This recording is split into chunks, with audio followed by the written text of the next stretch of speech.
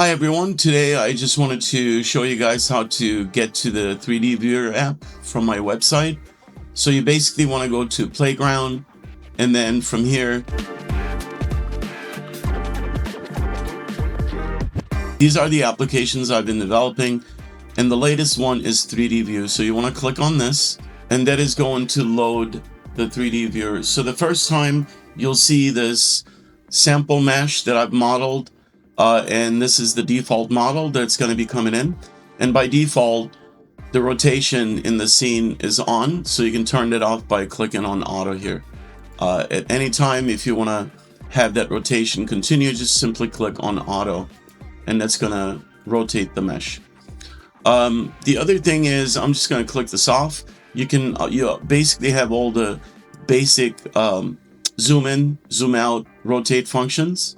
And this is just universal right now. You can basically, with the middle mouse, you can zoom in and zoom out. Left click allows you to rotate, and then you can also use your right click to zoom in and out. So the menu, I actually wanted to make the UI more compact. So this is the third video. And here you can see that you can click on mesh. This is not baked, but it's going to show you the model that's been imported. I usually just leave wireframe on. For me, it just basically shows me some of the detail. And the main purpose that I wanted to build my own application is to really learn how far I can take things with today's very powerful tools out there, and also understand a lot more about WebGL, 3JS, and try to implement a lot of features that would allow me to have this be my own personal web view application. And I'm going to try to look into creating a simple render too. So you could basically bring in the model, you can light it, and then you can just take a screenshot. Really, really simple. And I'm also planning on making some default shaders, which will be some materials. But for now, I have this material, and everything is organized and tacked up here. So it's all neat and small as a menu.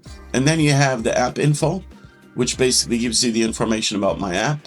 And then you have the model info. And if you wanted to download this model that I have, you can just click here and that'll take you to the Fab store. Okay, so I'll basically start with materials. Again, this is the very early version of this application. So the menu is divided into 4 sections. That's how I designed it. So the material section is up here. This quality function is work in progress, but you can adjust your albedo brightness in order to see that. Just go to mesh. And if you wanted to, I also added a color picker. So you can basically set this to a certain type of color if you wanted to. So I'll leave it at this for now. Again, then you can adjust the brightness. But for now, when it's on wireframe, it's not going to show you that change. So you got to be in mesh mode. Again, roughness, you can change your roughness, metalness, and then if you have a normal map, you would be able to control that normal map here. Really simple. So I will show you how amazing it is to be able to have this on the web. So I'm just going to crank up my metalness and show you guys when I go all the way with the roughness. You can see the quality of the reflections. I've tested this on PC, Macs, and it's really seamless right now. So it's working really well. And as you can see all the reflections. So that is basically the material section. And then I'm going to go into lighting. So in lighting, the way I set this up is basically your basic brightness. And it's set to be in linear space right now. So you can also hide your HDRI if you didn't want that. And then here I'll just go back to my material, and I want to tone down the roughness actually just a little bit.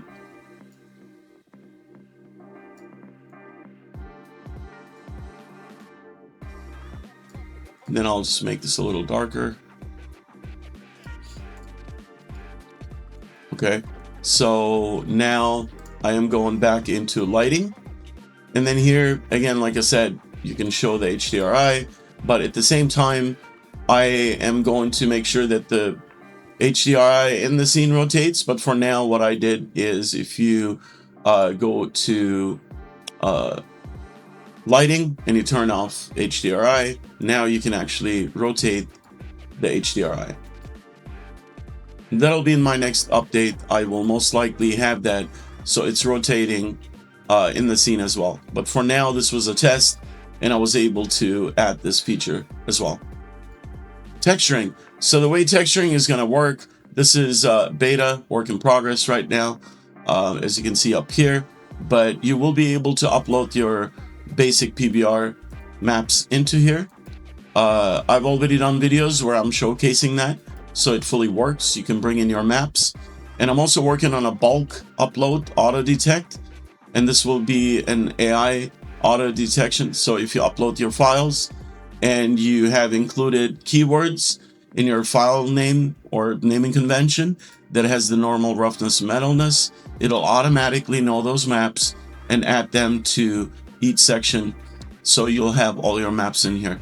So this is obviously more time consuming, and I'm working on that. And you can also go to edit, and this function will allow you to upload a model. So in this case, I will go ahead and upload a model to show you guys an example.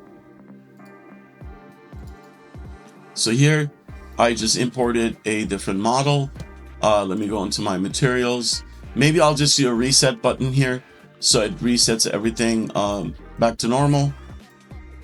But again, you can, like you can see here, you can bring in your mesh, and then the next step will be texturing. But for now, I just wanted to make sure that the application works seamless on the web, so you can at least bring them in. And the idea is obviously to learn more about ray tracing on the web.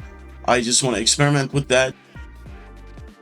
I do a lot of 3D modeling and texturing, and I always use Marmoset. This is not really to replace what these amazing companies already have, but this is a personal challenge to see in today's industry, what can you create as an artist, as a creator, into the creative economy that's coming up. So this is really to see what I can achieve and how I can learn more. So I also work with a lot of AR and VR projects, so I am just always looking into learning these things, because being able to write applications on the web is going to, in my opinion, explode. There's going to be a lot more 3D on the web.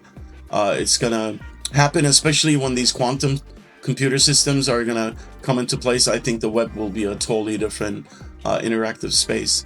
But I appreciate you guys watching the video. Again, this is just a very tiny project. I'm self-financing this, planning on making this like an app that will be available for subscriptions or to purchase it. But this is just really my own experiment. And if you feel like this is something interesting, just feel free to DM me if you have any suggestions, or if you have anything that you feel actually doesn't maybe work, so I can improve this app. But again, thanks for watching, and I will be continuing to make videos about this app. Again, this being a weekend project, it's really slow as far as the development, but I will share the videos as I continue advancing the features, and the menu will most likely stay as it is. And again, thanks for watching. Have a good weekend, guys, and I hope you enjoy this little project.